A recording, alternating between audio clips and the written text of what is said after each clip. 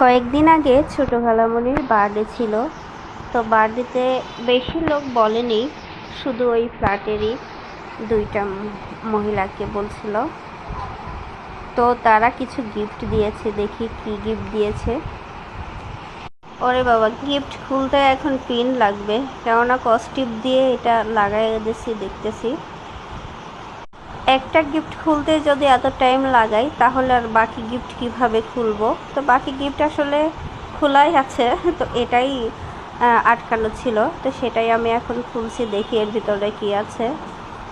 মনে হচ্ছে খুব সুন্দর কিছুই থাকবে, কেমন অনেক ভারী ভারী দেখতেছি, ভারী লাগছিল। ওহো, আসলেই তো অনেক সুন্দর।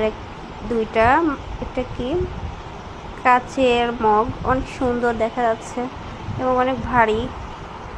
গিফট তো গিফটই, গিফটের জিনিস যেরকমই হোক না কেন, সামান্য জিনিস পেলে আমি অন্তত অনেক খুশি হই। আমার অনেক ভালো লাগে যদি আমাকে কেউ গিফট করে। তো এটা তো আমার না, এটা হচ্ছে আমার ছোটো খালামণির। তো আমি দেখে আমারই খুব ভালো লাগছে, মনে হচ্ছে আমি নিয়ে যাই বাসাতে।